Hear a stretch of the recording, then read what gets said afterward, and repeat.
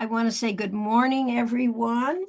This is Somatics for You, and I'm Susan Koenig, and it is November 2nd, November already, 2024.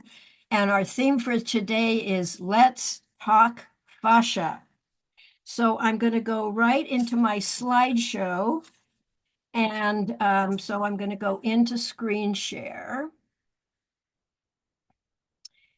And I'm going to go to share and share. Good. And you should see this wonderful slide. In loving memory, Eleanor Criswell Hanna, May 12th, 1938 to September 19th, 2024. Our dear Eleanor died about a month ago.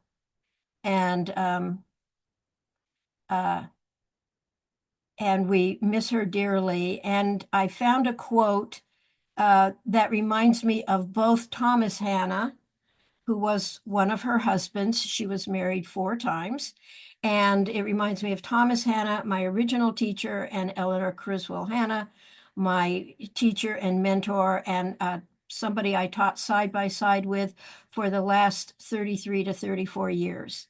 And the quote is, "If your life's work can be accomplished in your lifetime, you're not thinking big enough." And that was definitely Eleanor. And so this class is in her memory. So let's talk fascia, and particularly about myofascia. So myo means muscle. And then what is fascia? Here's a pretty good short definition. Fascia is the current name for the body's soft tissue network, which is continuous and ubiquitous throughout our whole body. And we'll dive into more about what that all means. I have to move a picture. Okay. How does an understanding of myofascia relate to somatic movement? Well, the good news is that when you have a movement or clinical technique that works, you don't need to change your technique. It already works. Like pandiculation, we love pandiculation in Hanna Somatic Education, where you slowly and with awareness, you go into movement and out of movement very thoughtfully. And then as you come out, you come to rest. And we sometimes do a slow flow. And that can be a wonderful technique and very successful. So other movements like the twist in Hanna Somatic Education and techniques and other disciplines like dance and Tai Chi and trigger point work and all kinds of manual therapy, they also can work. Lots of things can help people and lots of things can be good moves. And you don't need to change the technique, but what you may need to change, what you probably will need to change, are the stories and metaphors that you use to how you explain how those techniques work.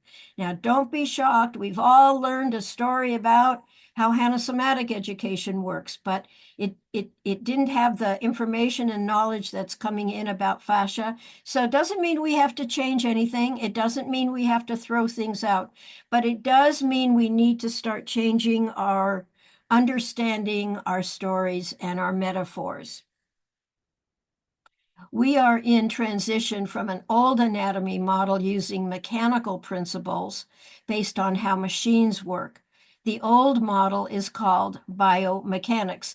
They just put a bio, meaning living, in front of mechanics and just related all these concepts that relate to machines. And by putting bio in front of it, they think it automatically relates to humans. Not true. The old model imposes machine mechanical concepts to try and explain how human beings move. The problem is that we are not machines, and biomechanics does not explain how we move. There are some good things in biomechanics. There are some initial understandings we can use and build on, but we are not a machine. We do not move anything like a machine.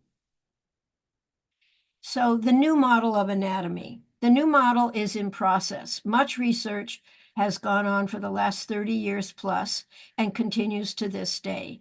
New concepts and vocabulary are cropping up, as well as new understandings about how we humans actually move and locomote our bodies and how movement forces are transmitted through our bodies.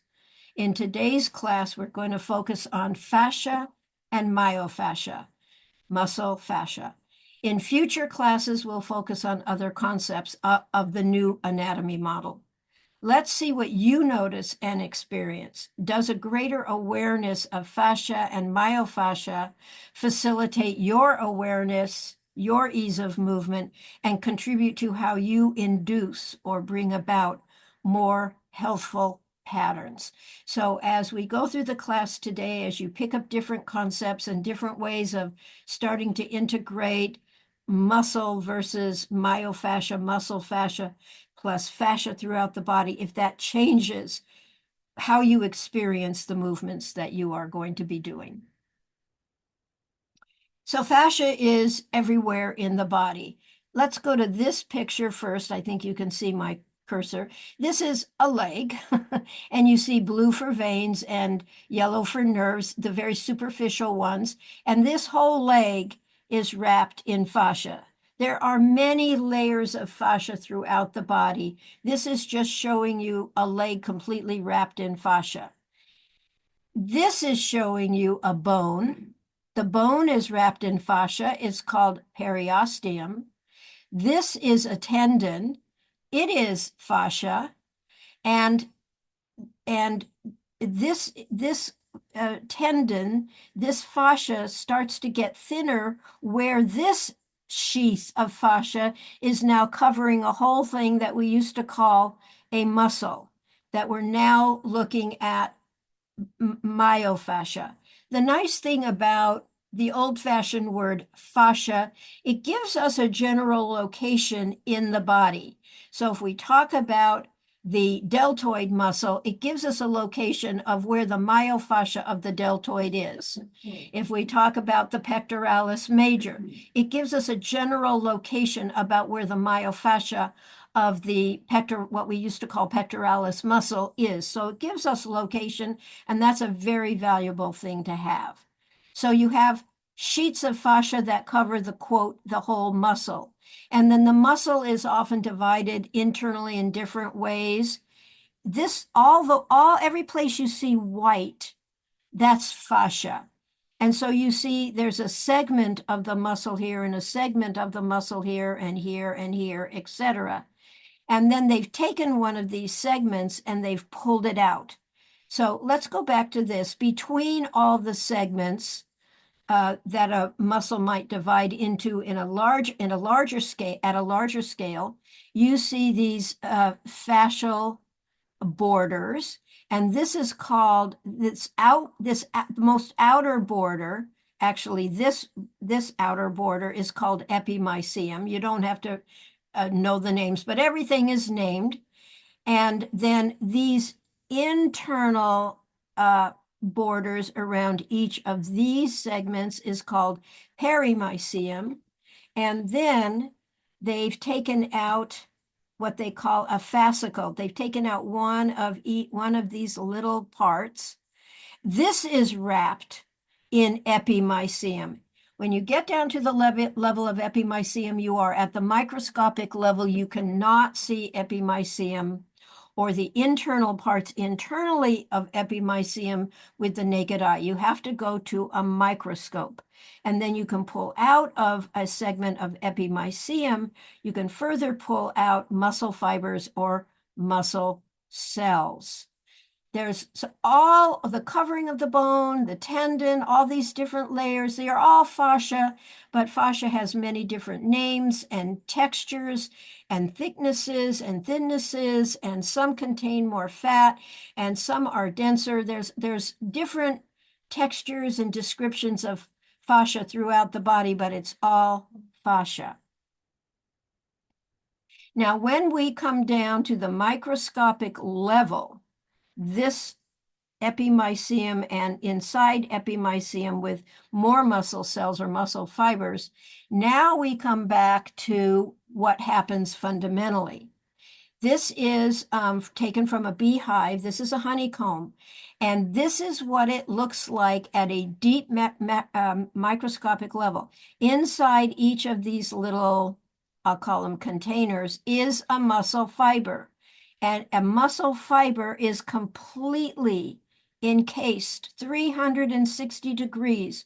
All surface, end to end, is covered with fascia. So all of this white stuff, that's all fascia.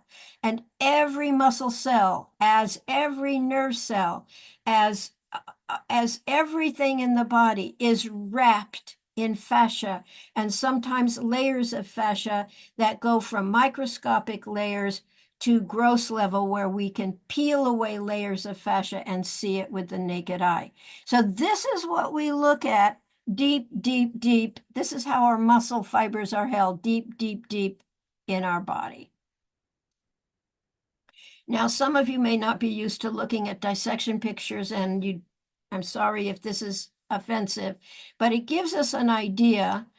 We see a lot of if you look up dissection pictures, you're going to see pictures like this where they've taken away the first big gross layer of skin and fascia with a lot. The yellow is fat. By the way, fat is very important. We think of fat so negatively. Oh, I'm too fat. I hold too much fat here, or I hold too much fat there. But fat is a positive. It is fat. Fat can be healthy. You can have too much fat and it can be unhealthy. And you can have too much brown fat versus white fat. There's all kinds of things around fat. But fat is an insulator. Fat holds nutrients. Fat holds potential energy. Fat wraps many nerves to help insulate the nerves so they can conduct quicker. You want to embrace your fat. Just think of your fat as good, embrace it, live with it, love your big belly. I mean, you can change it if you want, but you might as well love it rather than not, because how we talk to ourselves really makes a difference in how we are and even how we hold ourselves in posture and our various postures and movements. So here we see pectoralis major. We can see septums or lines of fascia within whole segments of it. So we're looking at like perimysium, these divisions. We can see the direction of fiber right through the fascial layer into different segments of fascia. Here's our sternum in here. If we know our anatomy, not only can we see the direction of our pectoralis major, but we can see down here through the skin, we can see the external oblique, which is congruent with the direction of this is the pectoralis major on the right. And this is the external oblique on the right. They are continuations of each other. We can call this group of myofascia, we can call it pectoralis major.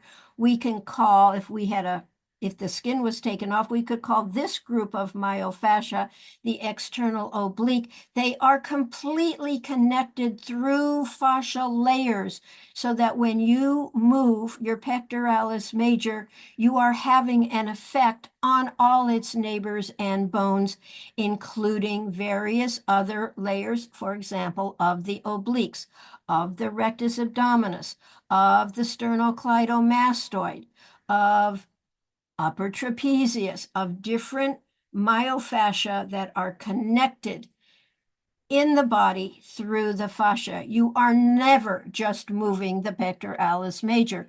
You are moving the myofascia. You may be focused on moving and focusing your movement into the myofascia of the pectoralis major, but you are having an effect at some level of movement. Whether the movement is stimulated or inhibited, you are having some effect on all the neighbors of this myofascia, all the soft tissue neighbors, all the myofascial neighbors, all the bony connections through the fascia.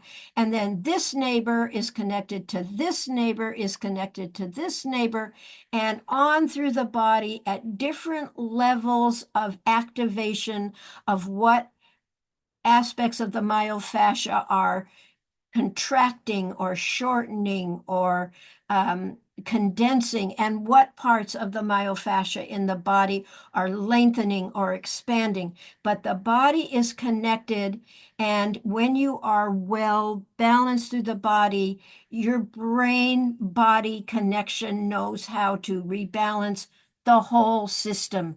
You do not, in the new model, you do not contract a pectoralis major. You reconfigure your whole myofascial system, your whole fascial system around the focus of more concentrated focus of shortening or condensing your focus to a certain part of the body. But the whole body, front, back, inside to outside, top to bottom, bottom to top, is reconfiguring so that your awareness and sensorial awareness and motor awareness can focus more clearly on a certain area of the body. This is a quadricep muscle.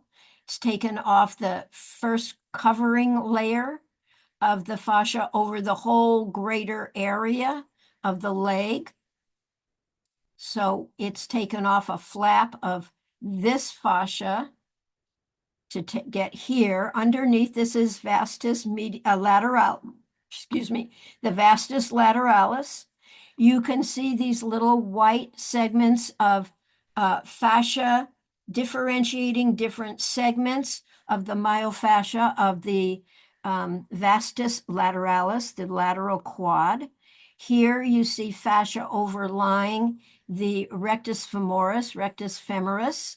You see how connected one layer of fascia is into another layer, and at different scales from outside to inside and inside to outside. So we look at, for example, here's a picture.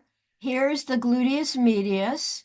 Here's the piriformis. Here's some other external rotators of the hip coming down into the hamstrings, overlapping and connecting with the gastrocnemius. On this side, we see the gluteus maximus overlying this whole group of muscles. It takes a lot of work for an anatomy, for a dissectionist's scalpel, to take off all this stuff to get down to what we then call a muscle that we think is a real thing.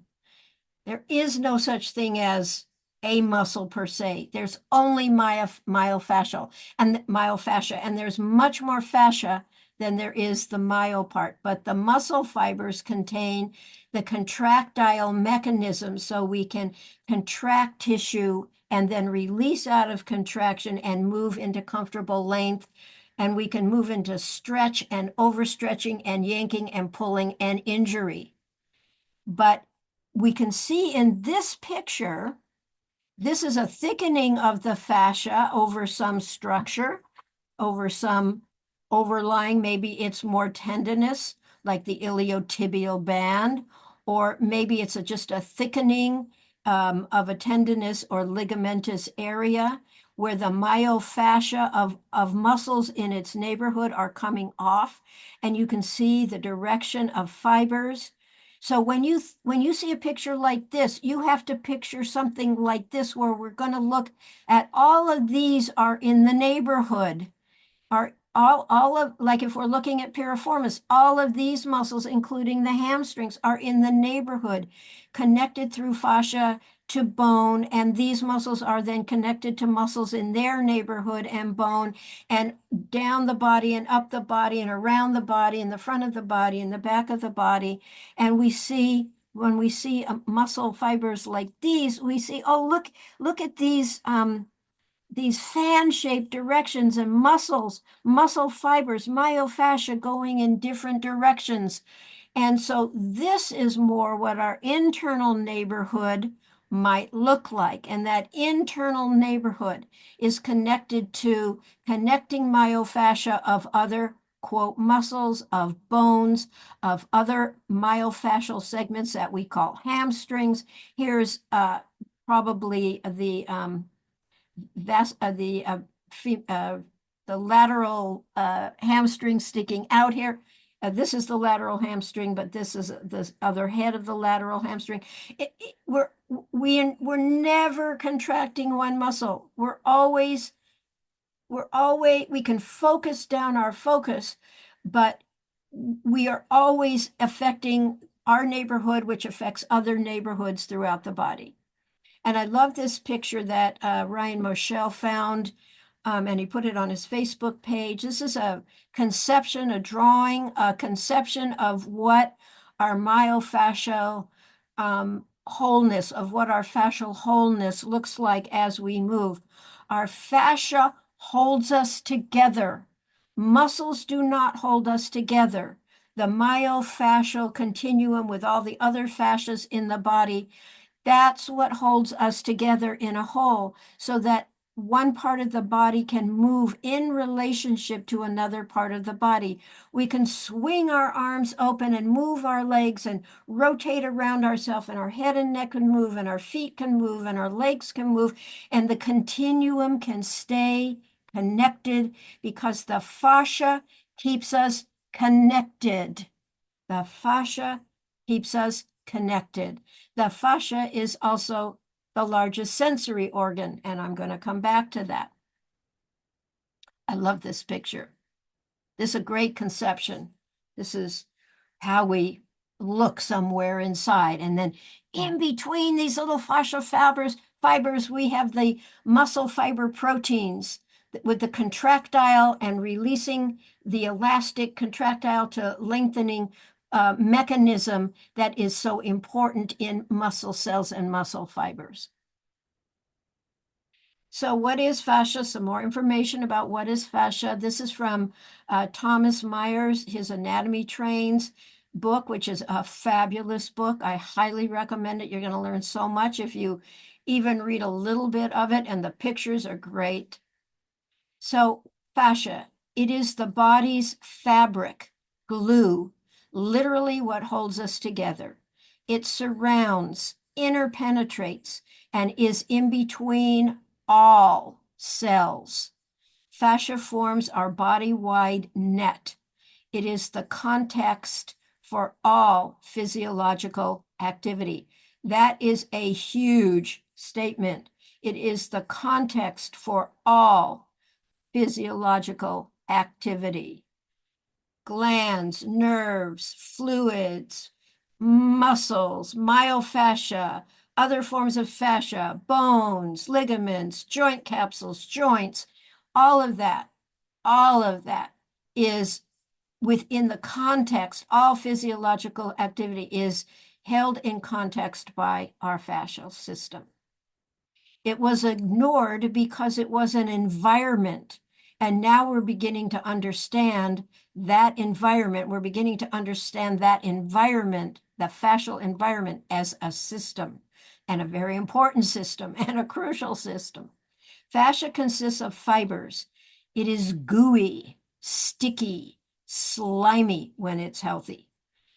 As we get older and we start to get drier and drier, our gooey, sticky, slimy, healthy fascia begins to get drier and more desiccated, and we don't have our skin gets wrinkles, and we don't have the bounce and the vibrancy through parts of our body because we are drying out.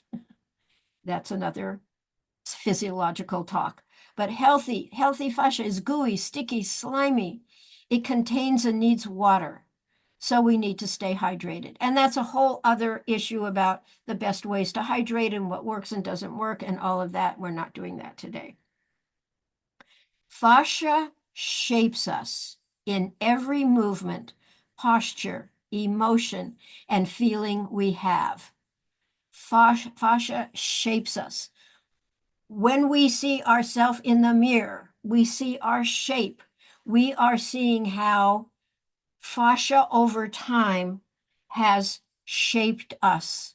We are seeing our fascia in time when we look at our shape.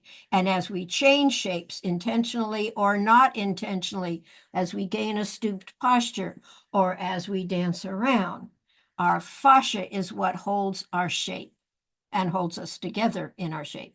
If we melted all our tissues except fascia, we would recognize our shape.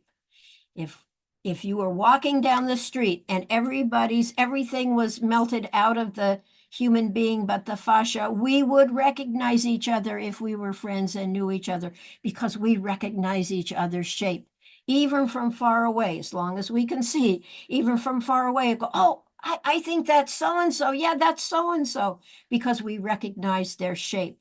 That's our fascia. So here's enhanced somatic education. We look at different shapes. This is one version of the trauma reflex where we're more condensed or shortened on one side, more expanded on the other. We look a lot at the somatic center, but every part of our body is participating in this shape. The myofascia of the body is participating in this shape, even though we may focus down into a certain area like the somatic center or the area from our armpit to our hip. And then the teacher may say, and now notice the other side, and you feel, oh, you can feel the expansion. And now your guide may say, now notice where your head and neck are, and you feel how you've organized your head and neck in space given this focus, or how you've organized your legs or your knees or your feet or your shoulders or your elbows or your hands, both elbows, both shoulders. We do not move a center of the body. We move our whole soma, and it reconfigures around how we have guided our focus. Here's green light. Here's an arched person. They're more condensed on the back side. They're more expanded on the front side. We can say other things about this, but it is the fascia that is holding this shape. The motor mechanism in muscle fibers may be the part of the myofascia that is contracting and is able to release out of contraction, but it is the fascia, it is the myofascia and the fascia of the whole system in continuity that reforms itself around taking this kind of posture or this kind of what we would call another form of trauma reflex posture. Forces are transmitted through our body by the myofascial system. Fascia holds our patterns. Let me move this a little bit. Fascia holds our patterns. We can change our patterns over time. Fascia is the tissue of time. We're going to come back to that a little bit with the next slide. So more characteristics of fascia. Fascia is our proprioception. When we are self-sensing ourselves and where we are in space, most of that feedback, most of that sensory feedback, whether it's from joints or from myofascia or from tendons or from joint capsules or from our internal organs or wherever it's coming from, most of that sensory aspect, that self-sensing, so we know where we are in space, that proprioceptive those proprioceptive understandings, they are mostly coming from embedded sensory parts of our system in the fascia. Our fascia is our interoception. Our interoception is like our gut feelings. I have a gut feeling that's not a good decision. Oh, this is a really good decision. I walked into the room and I just felt, wow, I feel good in this room. Or, whoa, I don't feel good in this room. Or our heart breaks. Our heart feels joy. Feelings are interoception. Interoception comes about via the vehicle of our fascia. Fascia is our largest sensory organ. Fascia is our interface with everything. And we tend to confine these conversations. I'm looking at the time. This is the last slide, but I hope this is motivating and important to you. It's important to me. We interface with everything. And we mainly talk about this, what we can see and what we call our body, but we interface with our environment. We interface with the cosmos. We interface through our fascia externally as well as internally, and that's a conversation for another day. A lot of that information comes from the Institute of Noetic Sciences, which some of us know. Fascia expresses our uniqueness in form. John Sharkey, he's a wonderful dissectionist. He's a physiotherapist from Ireland, I think, and he's a dissectionist. He's fabulous. John Sharkey said that fascia is the tissue of temporality in our human body. It's the tissue of time in our body. It demonstrates time. It organizes us in time. It accumulates in time. It works in time. Think back to when you were young and the first memories you have and the stages you went through development. Your fascia changed. A lot of things changed in your body, but as you changed, your fascia changed, and in time, changed your shape, changed your continuity, changed your outlook, changed how you felt about yourself. Fascia is the tissue of temporality. We shape ourselves over time via our patterns, both physical and emotional, which are held in our fascia. Fascia manages our body-wide force transmission system. Our muscles, our myofascia, work in teams so forces can be distributed through our body. Muscles don't just have an origin and insertion. They don't just have two attachment sites between bones. Muscles are attached to their neighbors and nearby bones through fascia, and those muscles have neighbors and bones, etc., throughout the entire body. And with that, I'm going to stop the screen share and come back. And that will end our slideshow presentation today. And now we're going to apply it, or apply as much as we can, to some movements. So I've taken quite a bit of time of our class to get a concept of fascia. And so let's start in standing. Now, I want you to look at your shape in standing. If you want, you don't have to, if you can see yourself fine, but I've spotlighted me, so I'm big. But I believe you can still pin yourself. If you go to the three dots, or at least on my computer, and pin yourself, or you can just look at a segment of yourself. But when you stand up, so let's stand up. Well, let's stand up for a moment and find ourselves in standing. I know you can't see all of me, and it doesn't really matter because we're just getting concepts here. But when you stand up, feel your feet, come to a comfortable standing. If you need to wiggle around a little bit, and look at your shape. Your shape. Your shape was formed by how you lived your life, what you thought, the injuries you had, how you form yourself into patterns to this day. Are you slouched? Are you arched? Are you skewed?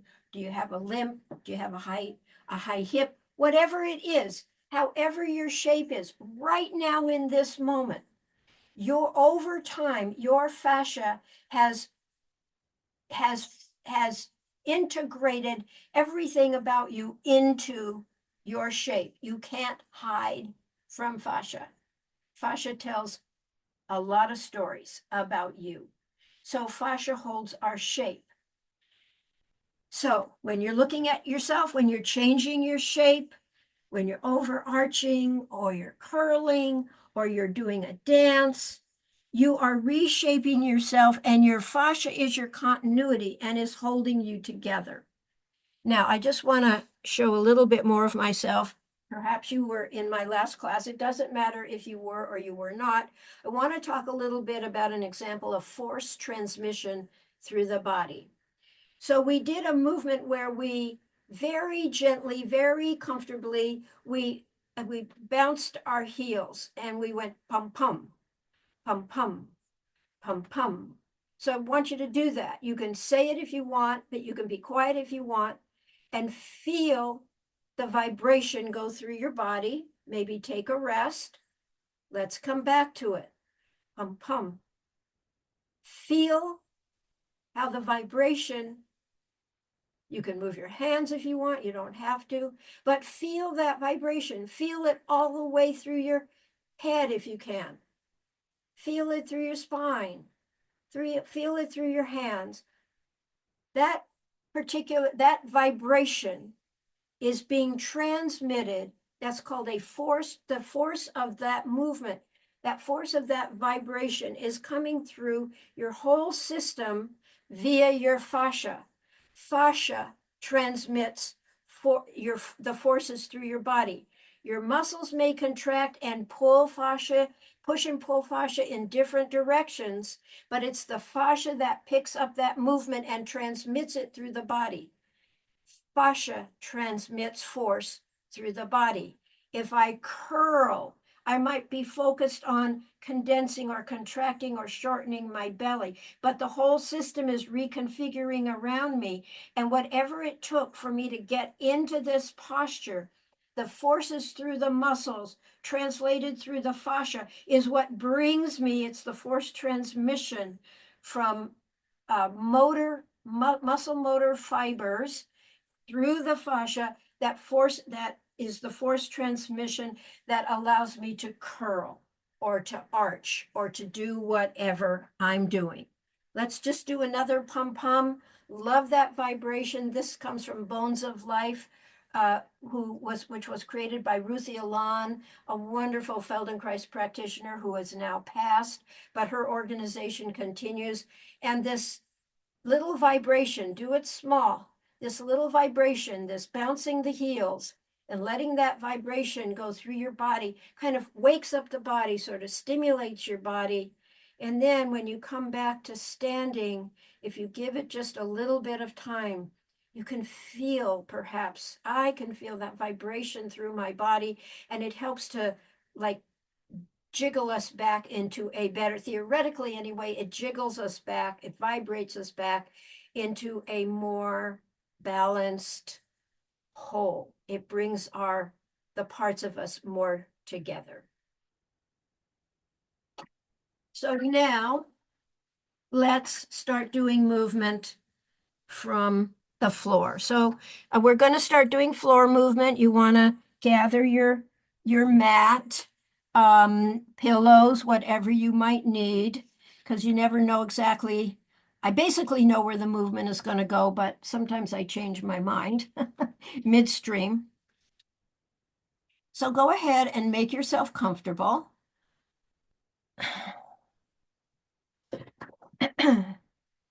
And as you make yourself comfortable, legs bent, legs long, bolster a pillow under your knees, under your head, under an arm or shoulder, or however you need to position yourself for comfort. Find your comfort. Take a few seconds to find your comfort. Finding your comfort is a myofascial, total body fascial organization where oh, my leg isn't quite comfortable yet. I need to adjust it this way. Oh, I need a little pillowing under my shoulder, or I need to change my head. You are feeling yourself. This is proprioception. You're feeling where you are in space, and you're finding out where are you comfortable in space. That is brought to you by your fascial system via your myofascia. And there's some organ contribution and blood flow and nerve conduction. There's so much happening all the time. We're going to focus more in terms of myofascia and fascia in general. So, finding your comfort.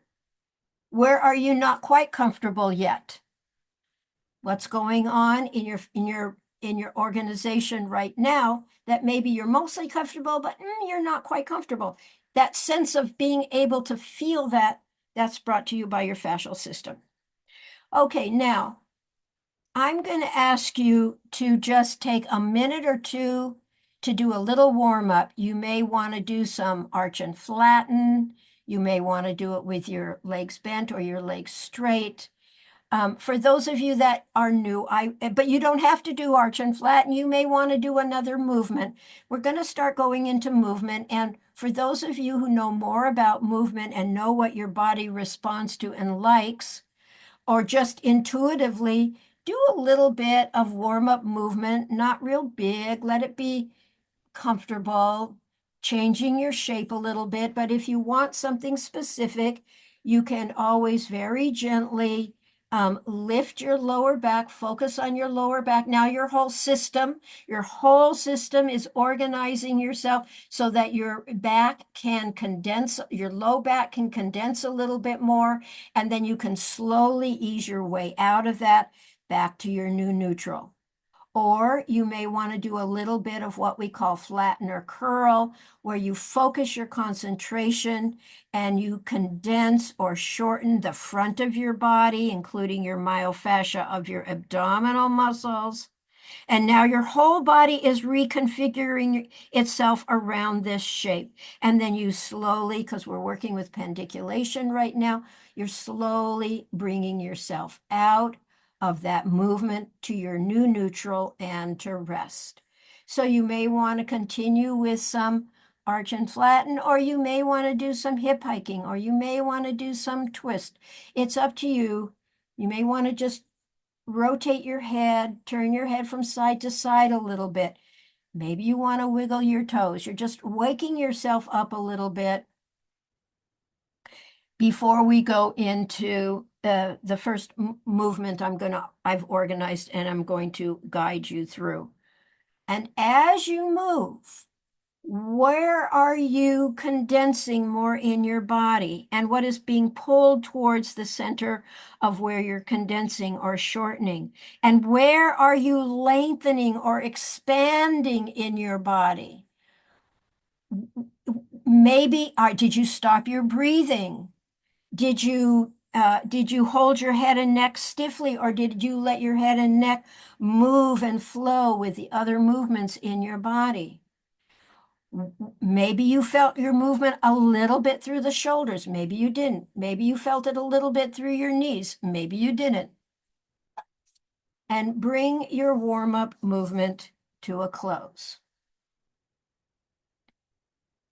We're going to start with some smaller, simpler movements, and then we're going to grow and combine them more and more to give some examples of a very narrow focus within the myofascia, even a small micro movement focus in our myofascia still requires your whole body, your whole soma to reconfigure around that movement, even though it might be so subtle and so small, you're not aware of related movement. That's okay. So we're going to start with one of your arms. Your arms are long at your side, or your working arm is long at your side. So you're going to start with your working arm fairly close to your side. It doesn't have to be bunched, right up against your body, but a little closer to your body than further away, perhaps. And let's just start with some simple arm rolling. Remember, this is your arm one. This is your side one of your arm. I'm letting you choose the arm you want to work with. And you're going to very gently, shoulder, scapula, arm through fingers, very gently, comfortably roll your arm inward.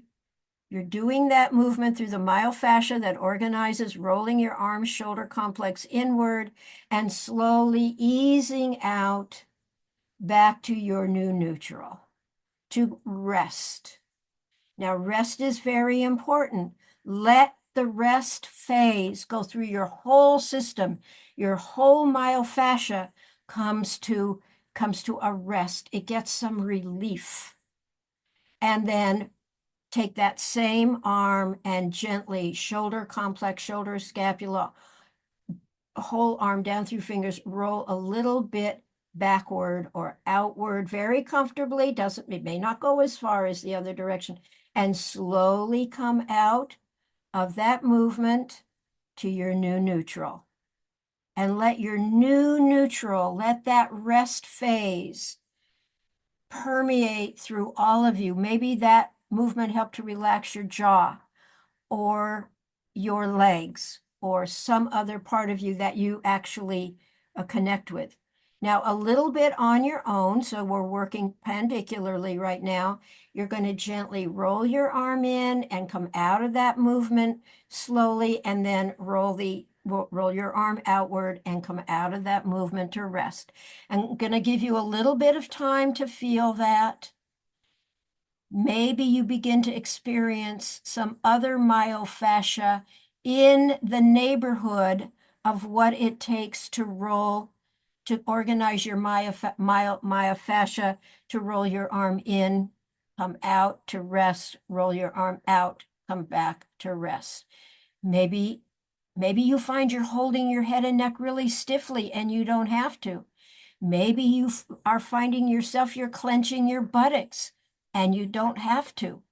Maybe you find ways you can reduce various levels of stress in different parts of your body. Complete the one you're in the midst of and come to rest. Let that rest permeate through your whole fascial system. And you may notice a difference when your thought form gets big. It gets into your whole system. Now let's take that same arm-shoulder complex and gently slide your arm-shoulder upward towards your ear and slowly release out of that movement to your new neutral. And slowly slide your arm-shoulder complex downward towards your feet and slowly release out of that movement to rest. Your whole myofascial system theoretically gets to rest. And continue that on your own. You're going to gently and pendicularly slide upward towards your ear.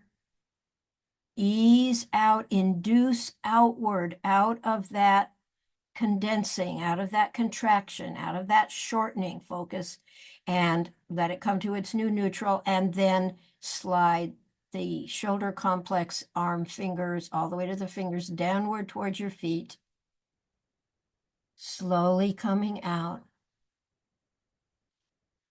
As you focus your intention to slide towards your ear and towards your feet, what other things are you noticing in the close neighborhood or far neighborhood? Maybe you feel the opposite side of your body and your opposite shoulder and arm complex. Maybe that's moving in some way to help you organize your movement, where you are either sliding up or down and you're contracting, condensing certain areas. What's happening on the other side of your body? Can you feel expanding and lengthening?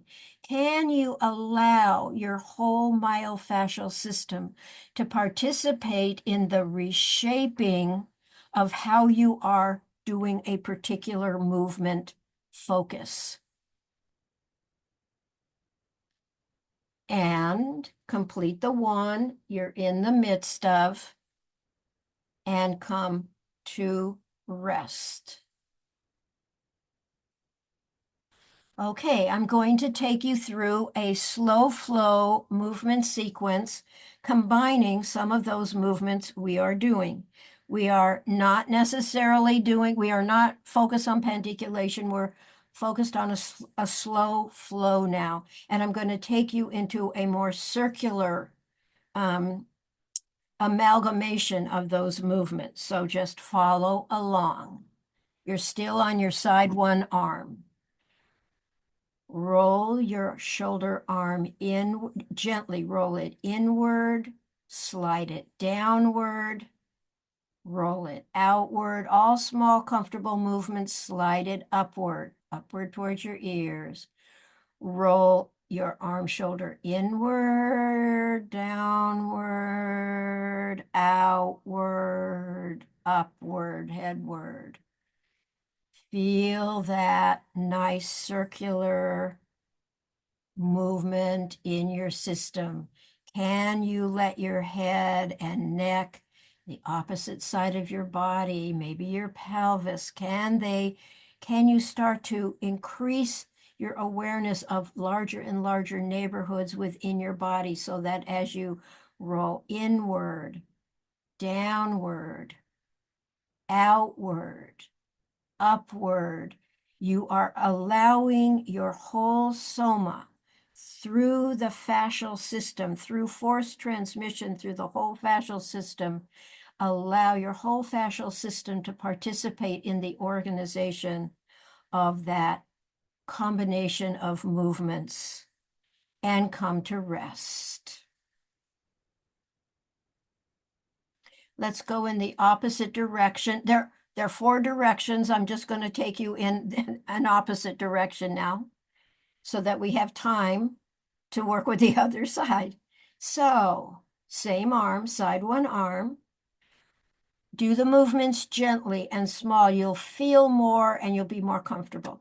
Roll your arm shoulder outward, downward or footward. Roll it inward, slide it upward. Roll outward, downward, inward, upward, outward, continue downward, inward, upward. So you're organizing with a certain focus, but your whole soma is reconfiguring around that movement. Are you allowing that to happen, or are you holding parts of yourself stiffly? And if you are, notice that might be a pattern in you that you might want to change. Come to rest. Give yourself a little bit of time to allow that movement to come to rest and to feel the effects of that movement, not only locally, perhaps in your shoulder or scapula or side of your body or arm or fingers or wherever you felt the most focus, but throughout your body. Let that rest permeate so that your whole system is able to be induced into more relief from holdings, from unconscious shortenings, from unconscious condensings. Let the whole soma find its new rest, its new expansion. Maybe you're longer, maybe you're broader in your chest and broader in your upper back and longer throughout your system. And let's go to the side 2 arm. Let's go to the side 2 arm. Will be a little bit more briefly, but I do want on this side, but I do want to go through the steps. So side 2 arm, you're going to gently and slowly, you're back to pandiculation. You're going to gently roll your arm shoulder complex inward. Slowly let it come out of that movement to your new neutral. And slowly roll your shoulder complex arm outward. And slowly come out of that movement, come out of the condensing to your new neutral. And do that on your own a little bit.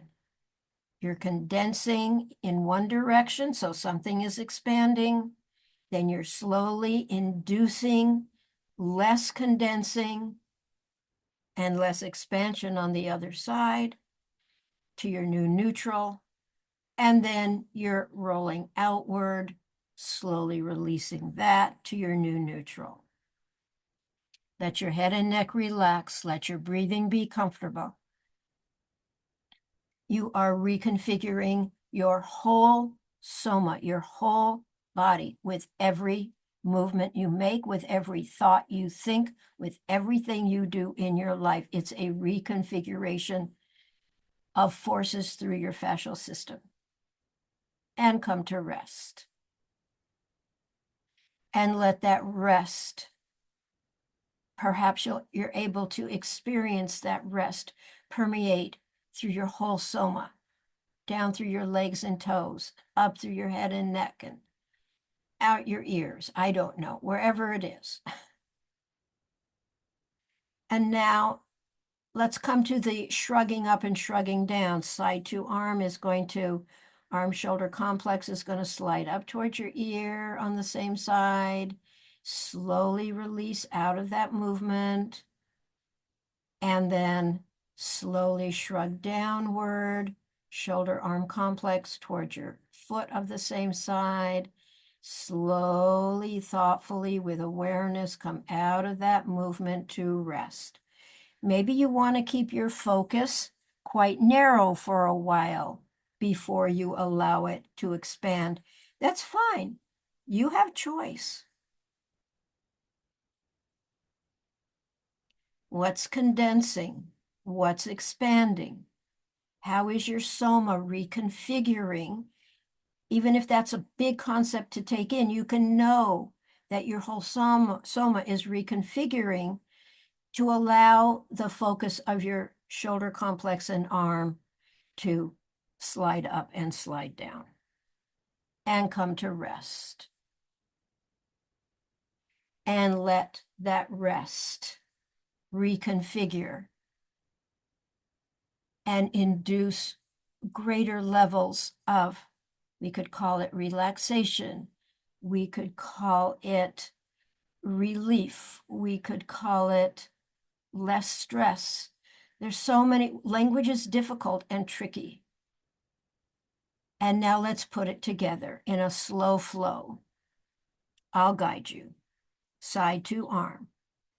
Roll arm shoulder complex inward, downward, outward, upward, headward, inward, downward, which is footward, outward, upward, which is towards the head, and very gently on your own. If you get lost, that's okay. Start again if you can.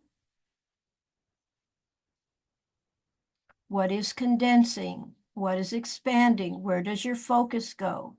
Can you get some sort of rhythm in the movement going so that as you feel where you're condensing more, you can also feel where you're expanding more? Can you feel if you've allowed your head and neck to relax and maybe it wants to participate, maybe it doesn't? How about your pelvis? Maybe it wants to participate, maybe it doesn't. And come to rest. And let that rest permeate through your whole soma. You're moving more into a parasympathetic state, a state where of rest, relax, repair. Often what that state does is it opens you up to more creative thinking. You're not so blocked from stress. It may open you up to find solutions to worrisome issues you may have. You may open up to expanding your heart space to appreciate people and pets and relationships and neighbors around you. That parasympathetic state opens you up to a different world, or it may open you up to a different world. It's a larger world usually than others, than other aspects of states. Okay, let's go to side one leg. Pick a leg.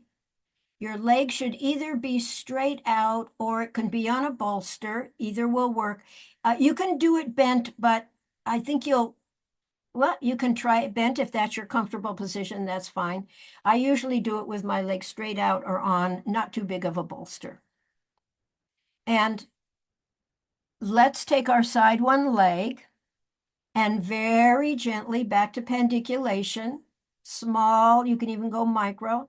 You're going to roll your side one leg inward, slowly come out of that to your new neutral, and then slide your leg one outward and slowly come back to your new neutral. So with the focus of rolling the leg inward and outward pendiculation, get the hang of the movement. Let it be in comfort. If it's not comfortable, maybe you have to make it micro movement, or maybe you have to do it in your imagination. You're learning something about your pattern. If you learn more about your pattern, maybe you'll be able to change it with more ease. Your whole system, your whole body, your whole soma is reconfiguring as you roll your leg inward and outward. What's condensing? What's expanding? Are you breathing? Are you allowing the movement through your chest or your head and neck? Or are you holding places stiffly? And come to rest.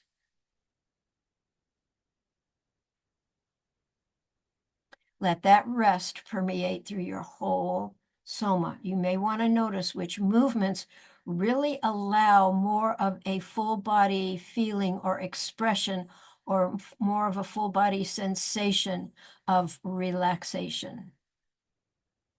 Okay, now we're going to use that same side one leg, and we're going to do long leg, short leg. It's really long side, short side, because of the way our leg is hooked into our hip and pelvis. We're going to be working with the lateral flexors between our hip and our armpit to affect an up-down, a headward, footward motion. So what you want to do is take that same side leg and you want to slide that same side leg headward. Can you figure out how to do that? Can you bring your hip and your armpit closer together to help you slide that slide one leg headward, and then slowly release out of that movement? And then how do you slide your slide one leg longer? You have to do something with the other side of your body. If you condense your opposite side between armpit and hip, then it'll reconfigure your side one leg to lengthen more.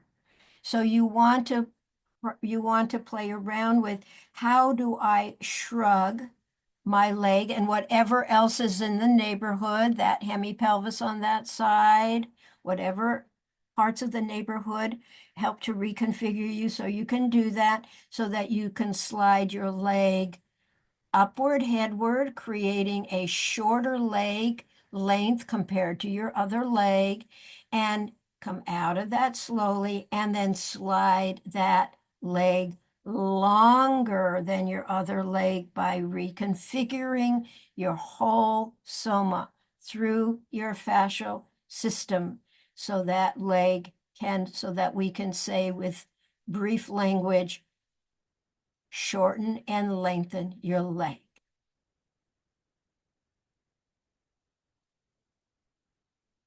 And come to rest. Feel your rest as a very important part of allowing a little bit of time so the sensations and your experience are moving through you, are moving through your soma, are moving through your fascial system, so that there is greater ease, length, width, release, relaxation, whatever words work for you, through your whole soma. And now let's take that side one leg and let's bring it into the circle like we did with our arm. So follow my instructions. Gently roll your side one leg inward, upward, backward, downward. Roll your leg inward, upward toward the ceiling, outward, downward towards your feet, inward, upward, outward, downward. Can you continue the circleizing? If you get lost, make your own circle. It's still going to consist of sort of 4 cardinal directions and parts, but you're putting them together in a slow flow. How is your whole system, your whole soma, your whole fascial system reshaping itself so that you can organize a more focused movement around circleizing your side 1 leg? And what's happening with your side 2 leg? And maybe your whole side 2, and maybe your head and neck. What's expanding? What's contracting? And it configures in and out of something else expands, and then something else contracts, and then something else responds to that. And are you breathing? And is your head and neck comfortable? And maybe you need to do it slower, and maybe you need to rest. Maybe it's become a mind boggle. And bring your leg to rest. Rest is an important part of the whole movement. It's the in-between rest of the movement. It's finding your experience through your soma of how you just responded to that movement. And whatever is true is true. Embody your own experience. Trust your own experience and your own inner truth. Let's go to leg 2. We're going to start with the rolling in and the rolling out. Pendicularly, thoughtfully, with awareness, slowly. You'll roll in, slowly release out to your new neutral. You'll roll out, slowly come out of whatever of that movement to your new neutral. Your rolling in is a form of condensation. You're releasing out of that condensation to your new neutral, or you're shortening, or you're contracting, whatever words work better for you at this point. And you are going to roll in the opposite direction, and slowly your whole system will reconfigure to come out of that slowly to your new neutral, and your new neutral affects your whole system, all your fascia. And come to rest. And now let's go short leg, long leg. How do you shorten your side 2 leg? How do you pull that leg up through your trunk towards your ear on the same side, or however you configure it? Maybe you focus more on the side to bring it up, to slide it up, and then you slowly release out of that. Those of you that know the hip hiking move, that involves the hip hiking move between the hip and the armpit, for example, so that you're contracting, shortening, condensing, for example, obliques as a myofascial narrow focusing, but it has an impact through the whole system. And then as you release to neutral, and then you lengthen. How do you lengthen that side 2 leg? What do you have to do on the opposite side? What do you have to contract, condense, shorten on the opposite side to let your side 2 leg lengthen? So can you perceive, is your proprioceptive awareness able to perceive this short leg, long leg when you compare the 2 legs? Can you work both? Can you shorten 1 leg and lengthen the other and come out of that slowly? And then do the opposite move. Lengthen the previous shortened leg and shorten the previous lengthened leg. Can you work with both sides so that you get a bigger impact in the proprioception or in the feeling sense of where you are in space and which leg is longer and which leg is more expanded and which side of your body is more condensed and which side of your body is more lengthened?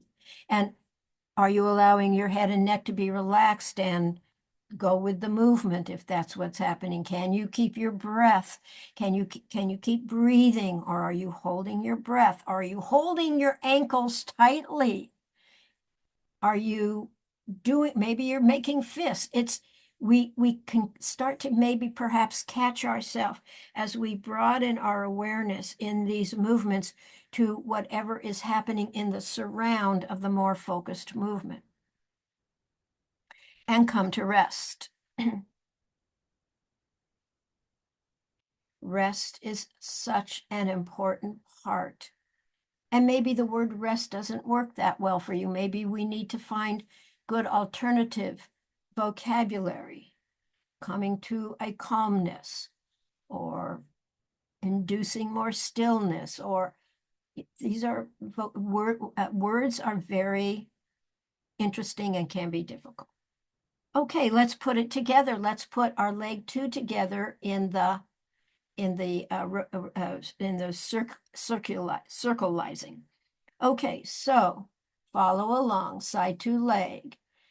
Roll your leg in, up, outward, downward or footward, inward, headward, outward, downward,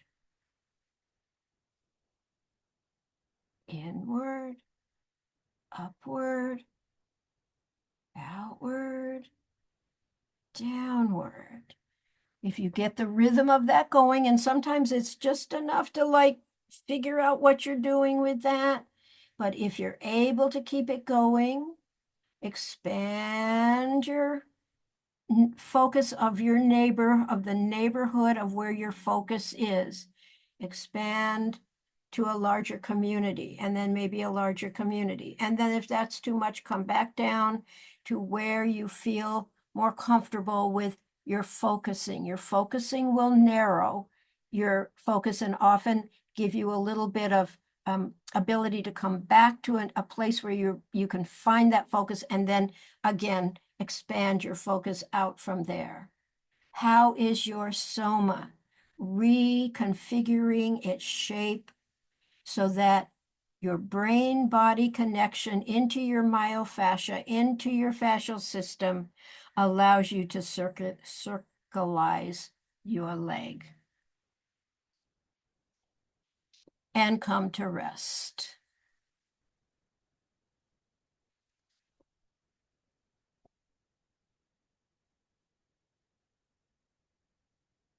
Take a moment to rest.